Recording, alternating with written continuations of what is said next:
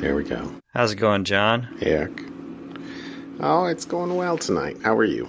I'm in another state. A state of mind? Are you gonna... Same state as you. What is the something state of mind? It's a... New York State of Mind, Billy Joel. Thank you, Billy Joel song. Thank you. Not New York. Yes. Welcome to Texas. It's close to New York. I can tell you're tired because that just kind of broke your brain there for a second. No sense of humor. I'm sorry. That was an inaccurate statement you just made. Oh, that was supposed to be funny? I'm sorry. No. It's all good. It was funny to me, and that's really all that matters at this hour. No, it is late. We're late on a Wednesday night. Yep. First travel for work in 2+ years. For me, anyways. Yeah, welcome back to the traveling world. Yeah, I've done a couple minor trips, but nothing, nothing overseas. So, Texas. Texas is, when you come to Texas, you eat barbecue. I've enjoyed the brisket tonight. Yes, that was pretty tasty. Very tasty. Yeah, we went to a place called Heart 8. Yum. Mm-hmm. And yeah, I think I ordered at least 3/4 of a pound of beef or of stuff because I got three different types, but I could not eat it all. I did eat all the brisket. I did eat all the pulled pork. I did not eat all the, what was the third? The jalapeno sausage. It was pretty tasty, but yeah. Anyway, it's all good. It was very tasty. It was very tasty. Well, thanks for being in Texas, and I'm looking forward to my flight home in the middle seat tomorrow. It's going to be awesome. More sarcasm. Yes. I'm sorry, dude. It's okay. So, anything fun this past week? Other than, flying to Texas, which is, of course, a joy and a treasure. So, excitement in the Wheeler household this week. My boy got his certificate in the mail for completing his driver's training. So now he can go to the DMV and get his I can finally drive by myself without my parents in the car. Very nice. Ticket, his little passport for driving without his parents. But for 6 months, he will not be able to drive anyone that is not a family member. Right. So they're still, we're doing it's in phases, and that's, I don't know if that's an Oregon law. That's an Oregon law, not necessarily every other state law. Yeah, it was a very long time ago that I was 16. So yeah. I'm pretty sure that was not, there was no sort of warming you up to responsibility. It was, hey, you're 16. You passed. Go nuts. Here, go drive. That's my recollection from growing up in California. Well, that's cool. Yeah. Especially if you can walk in after school and get the actual photo taken and everything else, as opposed to wait another 6 weeks for an appointment. Right. Which is about what it'd be. Well, maybe you can find it better, but like when I was looking for appointments, I think they're in mid-November is when I made them a while back. So yeah, so we'll see. We'll see what happens there. All right, that's cool. And then I guess semi-related to automobiles, for my boy's taking a photography 2 class in high school. That's and awesome. he's really enjoying it. And the assignment this past week was to go take pictures of light trails, so traffic, light trails. So we were trying to figure out where we could go. There's a number of bridges, obviously, in the Portland area that Bridge City. He could go prop his camera up on and take pictures. So we ended up going to a few different places right at dusk, and he got some really cool looking pictures, like very artsy looking pictures. We went to, an overpass of the freeway, the I-5 freeway. We found an overpass that he could set up at. And then we went to an on-ramp or an off-ramp by I-5 just off the side of the road. And then to a mall, the big mall parking garage up on the top floor. It looked out over the mall. traffic Just as a well parking lot. as the highway. I guess that's what 217 is, highway next to it. And he got some really cool light trail pictures. I was slightly jealous. How They were long fun. does the shutter have to be open to get a good light trail picture? So it depended on how much light you wanted to let through. So he was testing from 3 seconds up to 30 seconds. And you would change the f-stop depending on how much light you wanted to let in, because the longer you left it open, obviously the more light that let in. But some of the pictures, you'd adjust that. It looked like they were being taken during the day. It was that much light being let through, but you had the light trails on the freeway. Huh. So it was a lot of fun, just him messing around with the settings and learning his camera and doing that kind of stuff. So that was my weekend. That was my fun this weekend before really heading cool. off to Texas. That's really cool. What about you? Saturday was our first symphony of the year, which was cool. It was a amazing symphony. We got to see Augustin Heidlich, who is a stupendous violinist. And then the excitement of the night, though, and as far as I know, the guy's okay. During the last piece, we're up in the balcony, and we had sort of seats a little bit separate because my wife and I have season tickets, or one of the series. But we only did for us this year. We decided not to force our kids to come to every concert, but we did buy extra tickets for the special ones. Mm-hmm. But they're not together. So one boy and I were sitting 4 or 5 rows behind. But my wife and my younger boy were right up on the aisle, and this guy comes down the stairs nearby, walks in front to kind of clearly in distress or sick or something, not quite sure what, and collapsed right in front of them. Yikes. And I mean, it kind of, yeah. But evidently the person sitting, or the couple sitting next to, my wife, there was a doctor, and behind was a nurse, and then there were 3 or 4 other people. I mean, the guy had barely fallen before he was surrounded by people who clearly knew what they were doing, and Right. They quickly divided responsibilities, and one person immediately popped up and started dialing 911, and it was very clear that they knew what they were doing. The paramedics were there within I don't know how long, but not very long at all. I mean, it's right downtown. I presume they have people standing by for large events like that. I don't know, but it was a little nerve-wracking. Yeah. I mean, especially worrying about the guy, obviously. Not clear. I couldn't see. I couldn't tell what was going on, but clearly he passed out. And the the orchestra's just continuing to play. Obviously, they don't know anything that's going on up here, but it was a little distracting. Clearly.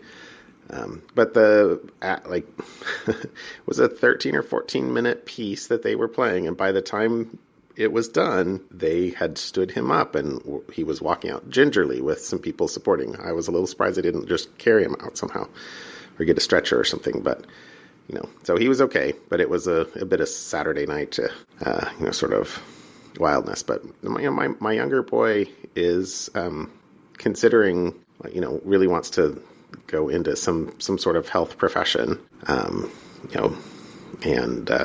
so it spurred a lot of conversations about, the response and responsibility, and, it's maybe a little bit, I suspect there's a lot of doctors and in the audience, Right. Let's just say the audience of the symphony trends older. Sure. So anyway, it's okay. But as far as I know, the person's okay. Obviously, I don't know anything about the details, but he seemed to be okay before we were done. But I was a bit of excitement, but it was a wonderful, wonderful, wonderful concert. Nice. Literally earlier that day, my wife and I were running some errands, and she's been listening to a lot of classical music. Kind of, we're coming into, orchestra and string season for my boys, and so she played for me the a tango from Scent of a Woman, which is it was a beautiful piece of music, and somehow by whatever random way is possible, I have no idea how that is, after Augustin Heidlich finished his performance and the audience is going mad and he comes out and he does an encore, he played that song. Like, how in the world, out of all the music in the earth that could have been played that night, it was the same song that my wife played for me earlier in the day? I don't know how that happens, right? Right? A little strange, but it was a wonderful time. So that was awesome. Oh, fun! All right. So what was your topic this week? So the thing that I found this week was an IKEA smart lighting system flaw lets attackers turn your bulbs on full, and then they're stuck there. So researchers had demonstrated. So everybody's getting into the IoT business, right? Of course. IKEA. You go there, you buy boxes of stuff, you take it home, and you build your own furniture, right? Well, they also have their own smart lighting system. So the IKEA smart lighting system allows you to, use an app to turn lights on and off. And there was a researcher who found a bug in the Zigbee message that you send to light bulbs. So these light bulbs are using the Zigbee protocol for their communication. And if you send a malformed Zigbee frame, it will come across as an unauthenticated broadcast message. So every device around that receives Zigbee messages will take it. Okay.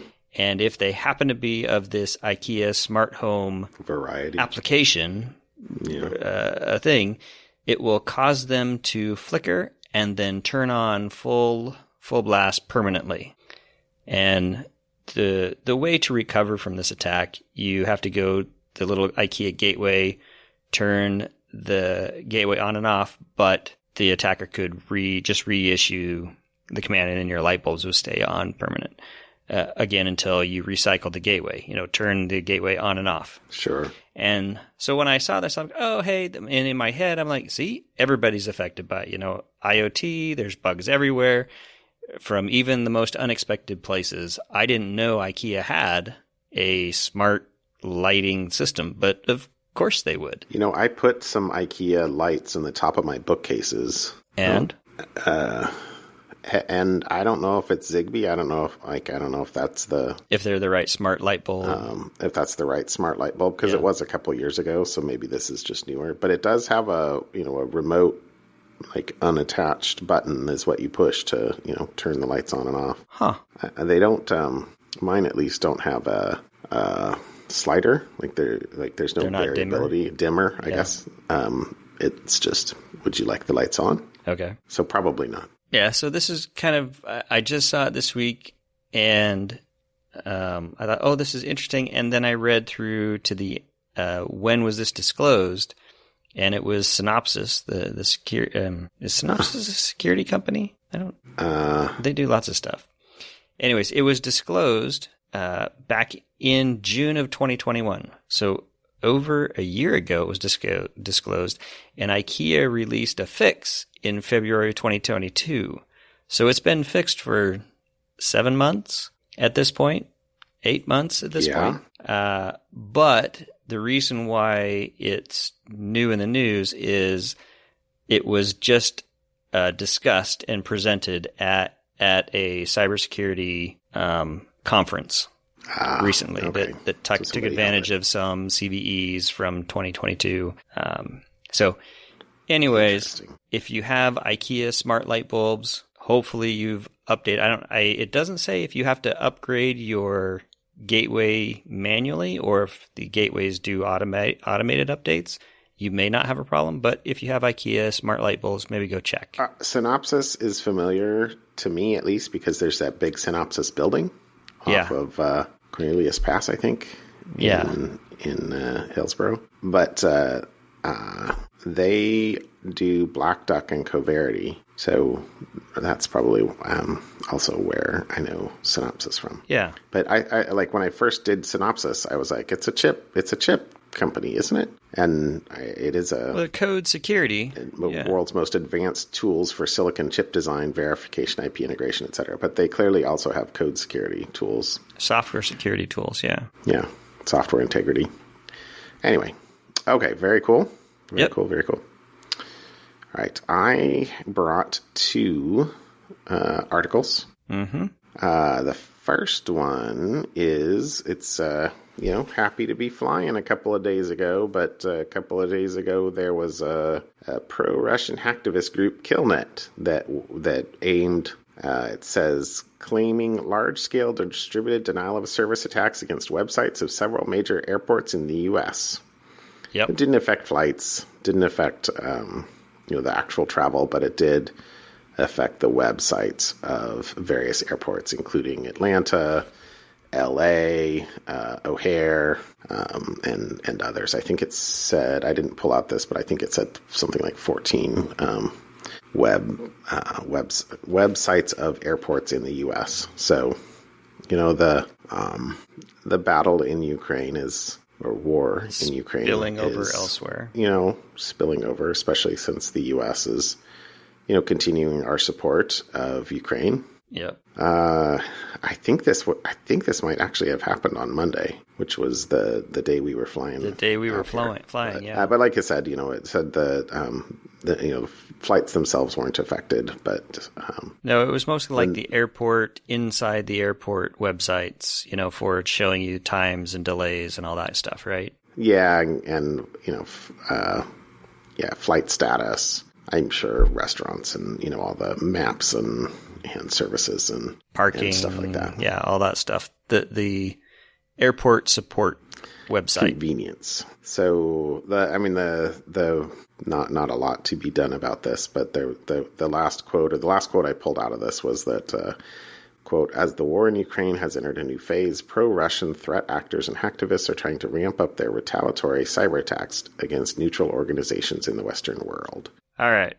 My second one, I swear that we did something like this or around this a couple of years ago. I didn't actually look, but it might even have been a something fun, because this could have been my something fun, except I already had 2 other fun things. But this is a AI-driven thermal attack system reveals passwords in seconds. So this is a research paper from the University of Glasgow, who they're calling it thermosecure. And quote, to demonstrate how falling prices of thermal imaging cameras and rising access to machine learning are creating new risks for thermal attacks. They basically take a picture of a keyboard or an ATM keypad after somebody has used it within a few seconds, and they tried different durations.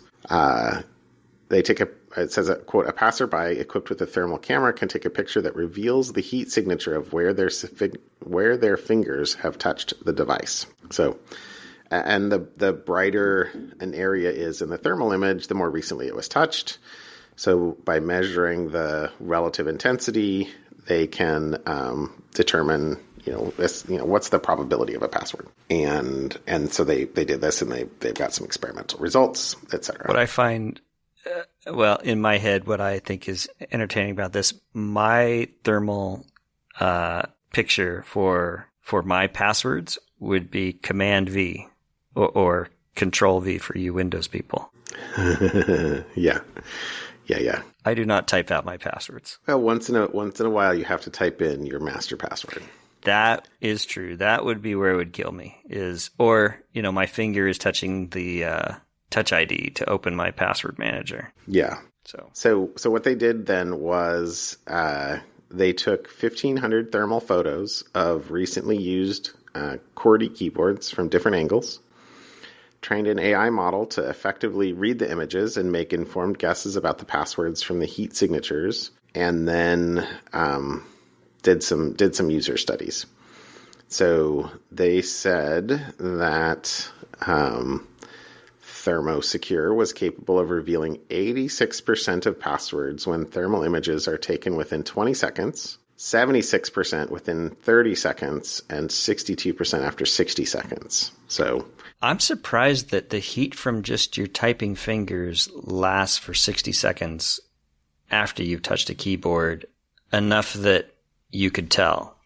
That seems like a long time for heat transfer of that quick speed to remain. Right?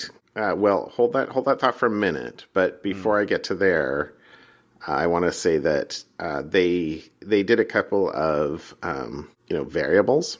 So the first was the length of passwords. So they said that within 20 seconds, so that was the low end of their timing, they were capable of attacking even long passwords of 16 characters with a 67% accuracy, a 12-character password 82% of the time, 8 characters 93%, and 6 characters 100% of the time. So, length is still an important password characteristic. I guess the residual thermal bits also gives them ordering of some amount. Exactly. Oh. So, right. I mean, but that's this next thing though. Oh, sorry, I'm jumping ahead. A touch typist? Are you a touch typist or are you a hunt and peck typist? And so, if you are a hunt and peck typist, it says that the hunt and peck keyboard users, as I'm quoting here, hunt and peck keyboard users who type slowly tend to leave their fingers on the keys for longer, creating heat signatures which last longer than faster touch typists. So images being taken within 30 seconds of the keyboard being touched allowed ThermoSecure to successfully guess hunt and peck typists 92% of the time, but only 80% for touch typists. So yes. Got it. Are you 1, 2, 3? I would imagine too that your previous point about the how rapidly does something cool off? If you're a touch typist and you're typing your whole password in 2 seconds, right? The discrimination power between the first and second key is probably very minimal. Whereas if you're literally going click click click, click, 1 a second or 1 every half second or something like that, I can imagine it being much easier. Yeah. So there you go. Huh. All right. Well, that was my second one. I thought that was fun. A fun topic. Yeah, that's a topic because I got some other fun stuff. Now I'm going to give you something. All right. What's fun? All right, my something fun. So this one I actually ended up saw on Hacker News, and we've talked about nuclear energy and nuclear power plants a number of times in the past. A professor at BYU has created a safer way to produce nuclear energy, and it's a molten salt micronuclear reactor. So the standard nuclear reactor, what you're familiar with, is the light water reactor, like the uranium atoms split the energy and everything that's left over to get rid of the massive amount of heat. It's run through water, keep everything cool enough. Okay. And what the problem was, Chernobyl, is if there's not enough flowing cool water, rods overheat, facility is at risk of nuclear meltdown, etc. So what this solution does is it stores the radioactive elements in molten salt instead of fuel rods. So the comment from the professor is nuclear energy can be extremely safe and extremely affordable if done the right way. It's a very good solution to the energy situation we're in because there are no emissions or pollution from it. So nuclear energy is great if we can just figure out how to not have bad things happen if, something doesn't happen. So the how this one works is during and after the nuclear reaction, all the radioactive byproducts are dissolved into molten salt. And so the nuclear elements that can emit heat or radioactivity for the hundreds of thousands of years while they cooled, which is why the nuclear waste is so dangerous, and finding a place to dispose it is tough. Salt has an extremely high melting temperature, apparently 550 degrees Celsius. And so it doesn't take long for the temperature of these elements in the salt to fall beneath the melting point.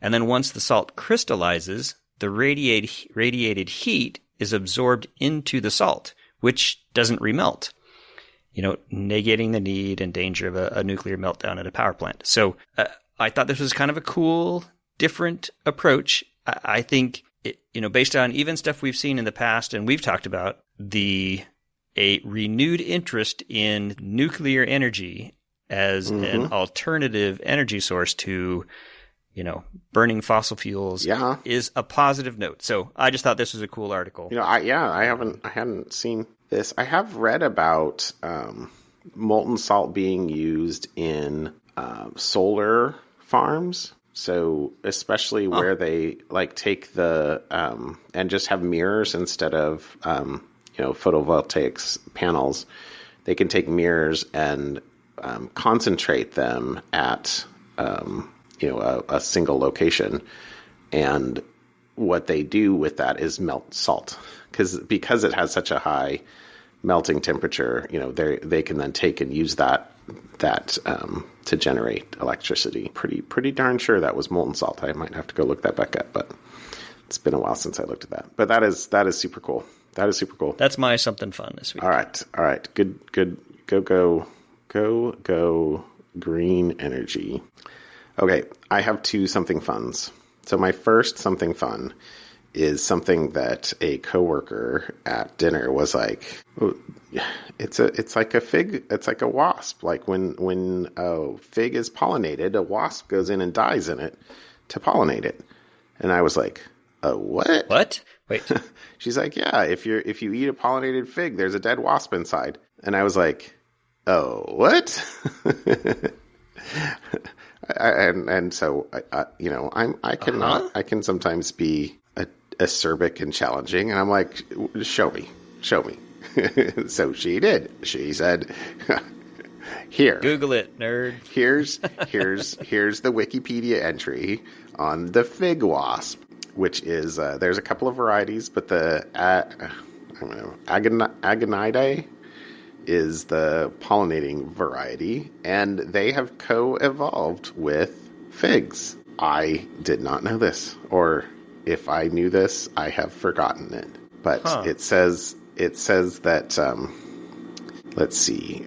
So I'll read this middle paragraph here. It says most figs, more than 600 species, have syconia that contain 3 types of flowers: male, short female, and long female.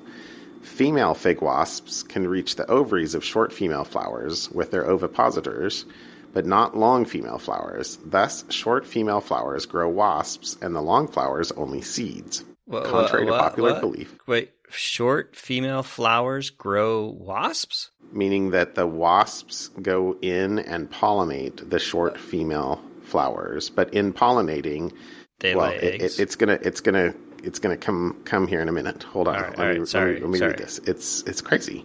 So it says, contrary to popular belief, ripe figs are not full of dead wasps, and the crunchy bits in the fruit are only seeds. I did not know the crunchy bits even had a possibility of being wasps. Thank you very much. I will never look at a fig Newton the same again. The fig actually produces an enzyme called ficane, also known as ficin, which digests the dead wasps, and the fig absorbs the nutrients to create the ripe fruit and seeds. Okay. So there is dead wasp in it. They just said there isn't. Right? Dead wasp DNA is in it. That's, you are made of stars, my friend.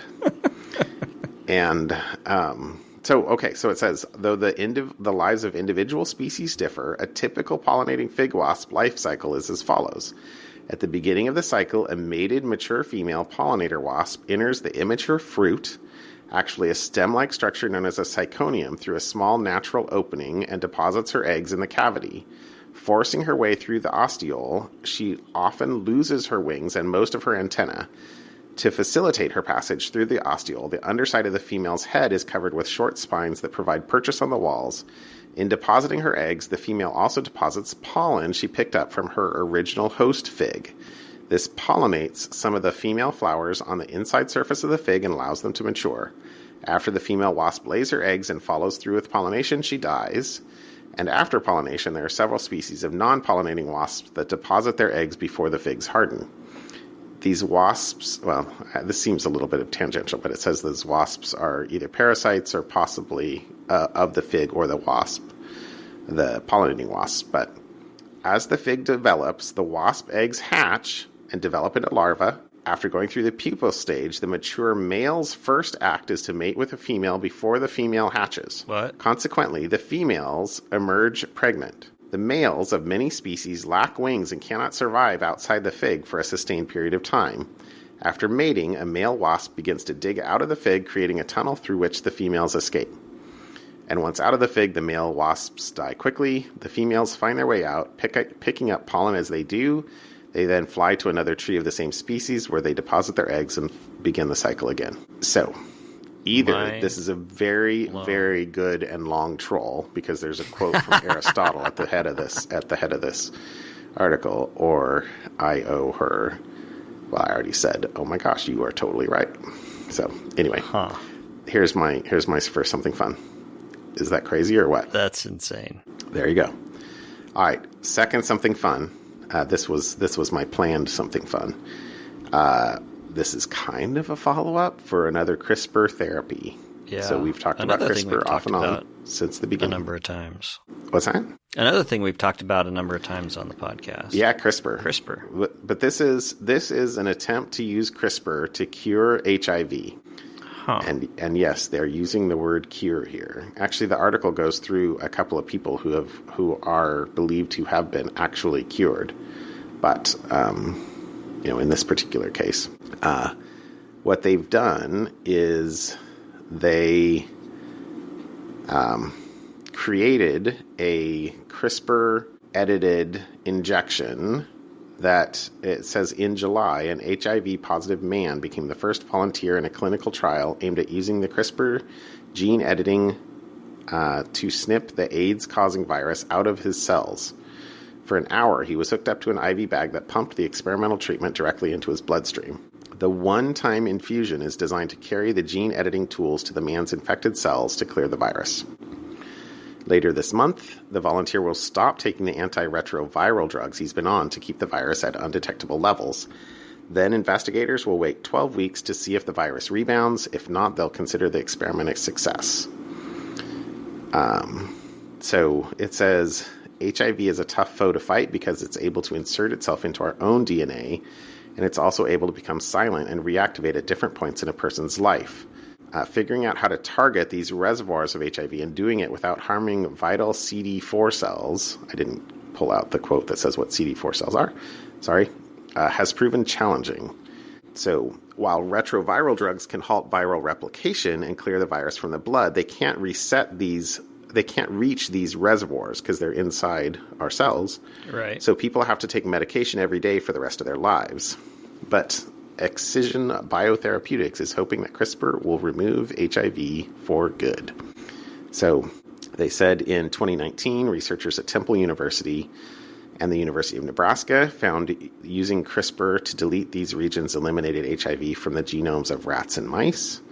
A year later, the Temple group also showed the approach safely removed viral DNA from macaques with SIV, the monkey version of HIV, and now obviously the first human is undergoing a trial for a potential cure. Cool. So, and then the last paragraph in the article is like defending why having a cure would be great, even if we have retrovirals. It's like, duh. So, anyway, I don't know what to say, but anyway, I don't know if this will be successful. I sure hope that it is, and I will, try and keep my eye out. Future follow-up. Exactly. Try and keep my eye out for a future follow-up. So, well, very cool, John. Anyway, there you go. Alrighty. All right. Well, it's late. Enjoy the rest of your Texas travel. I will as well. I will see you on the plane tomorrow. I will talk to you tomorrow. All right. Bye, Eric. See ya.